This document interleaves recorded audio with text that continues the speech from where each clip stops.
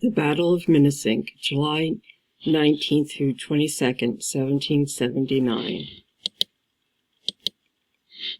You can read about it in The Battle of Minisink by Vernon Leslie. Also, Peter Osborne has a book out about the Battle of Minisink.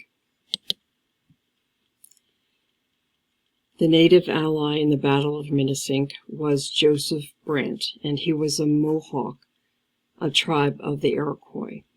He was educated by Sir William Johnson. Sir William Johnson married Brant's sister Molly. He attended Moore's Charity School for Indians, later Dartmouth College. He converted to Christianity, and it is said that he was a Freemason. Now, this is a map of the Iroquois Confederacy that we learned in class, and you can see way to the west, so it's the Seneca, the Cayuga, the Onondaga, the Oneida, and the Mohawk. In 1722, the Tuscaroras would join the Iroquois Confederacy. Joseph Brant had helped the British in the French and Indian War. He served as a missionary to the Indians. He predicted if the colonists win, they would lose their land, and he was right. And supposedly, most of the Iroquois Confederacy went with the British, including the Mohawks, the Onondagas, the Cayugas, and the Senecas. Brant's army participated in a lot of the battles in the Mohawk Valley. The Battle of Ormsky, which my one ancestor was killed. He was in attacks on Cobleskill, a raid on German Flat, and the Battle of Minisink. The battle started in Port Jervis, New York, which was named Mahapanak back then. It included the following buildings that were destroyed in the attack: Major Decker's house and barn, Samuel Davis's house, barn, and mill, Jacobus Van Vleck's house and barn, Daniel Vanacker's barn, Esquire Kirkendall's house and farm, Samuel Westbrook's house and barn, Peter Kirkendall's house and barn, Martinez's Decker's fort, house, barn, and sawmill, a church, and Nehemiah Patterson's sawmill. Martinez Decker's fort wasn't totally destroyed. This is Fort Decker in Port Jervis on the west end. If you go down to the basement, you'll see where the timbers were burned during that time. Those killed or taken as prisoners was Jeremiah Vanoker, Daniel Cole, Ephraim Ferguson. They destroyed a tavern. They took children prisoners. They took horses, cattle, and valuable plunder, which meant foodstuffs. John Hawthorne commanded the force in pursuit of Brant. The others in the Battle of Minisink were Lieutenant Colonel Benjamin Tustin of Goshen, New York, and Major Samuel Meeker of Sussex County in New Jersey. They met at Mahapanak, or Port Jervis.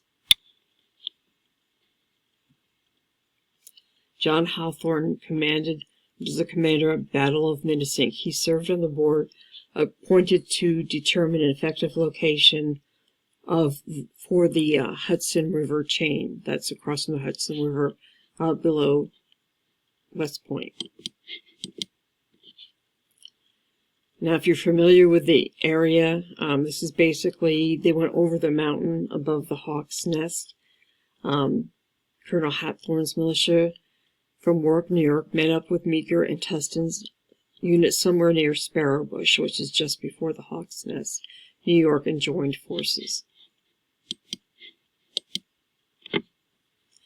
They followed Brant's army until they came to about the location of the Zane Grey Museum. The militia numbered about 120 and began the pursuit. On the next morning, the Patriots discovered that Brant and his raiders were crossing the Delaware River at Lackawaxen. And it's just where the Lackawaxen meets the Delaware right there. There's a historical marker telling you about Brant's Crossing. If you're not familiar with Zane Grey Museum, you might know the Roebling Bridge, which was used in the D&H Canal. It's right in that area. The militia began their ambush when one of the militia scouts, either accidentally or purposely, fired his gun. He may have seen an Indian in his sights, they don't know, but his name was Bezaleel Tyler. So his gun alerted the British and Mohawks that they were there. Soon Brant had outflanked the Patriots on a hillside above the river, cutting off one of the 3 militia units and leaving the remaining 2 in disarray. There was 2 scouts in that militia. One was Bezaleel Tyler, the other one was Moses Thomas. Both were killed in the Battle of Minisink. Soon Brant had outflanked the Patriots on the hillside above the river, cutting off one of the 3 militia groups. The Patriots began a rushed retreat up the top of the hill, overlooking the river in an effort to regain the strategic advantage. Only about 45 or 50 of the original group were left. They battled most of the afternoon until late in the day. Brant and his forces finally broke through their small defense line. The battle ended with the remaining militiamen and officers killed or scattered. Between 45 and 50 men had been killed on the American side.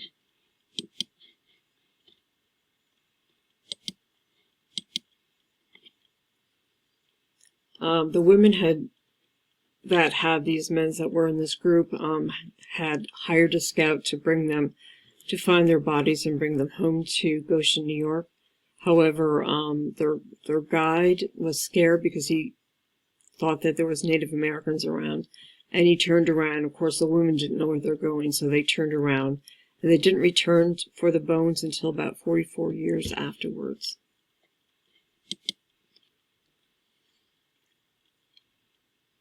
So the town of Goshen was unable to bury its dead for about 44 years, as the battlefield was too distant and the way too dangerous.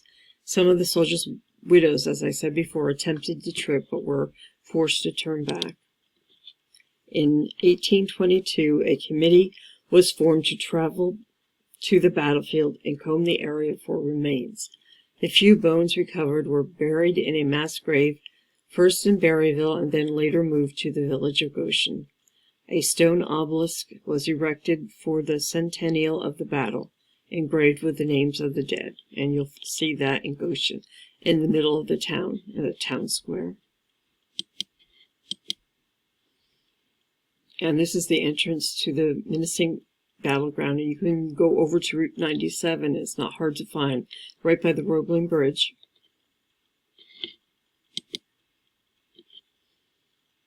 The site opens on Mother's Day weekend. It is a stone marker that commemorates the colonists that were killed during the Battle of Minisink in July 1779.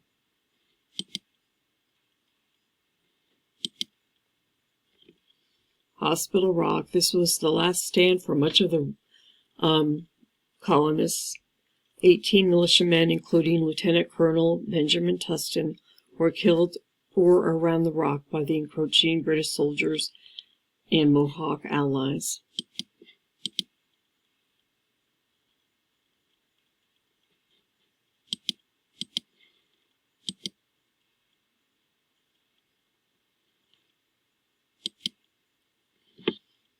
Over in Lackawaxen, Pennsylvania, across the Roebling Bridge, there is an unknown soldier tomb. They had found a man in a colonial uniform there. They did not know who he was, so he is known as the unknown soldier. And if you drive towards Zane Grey Museum, you will see it on the left-hand side.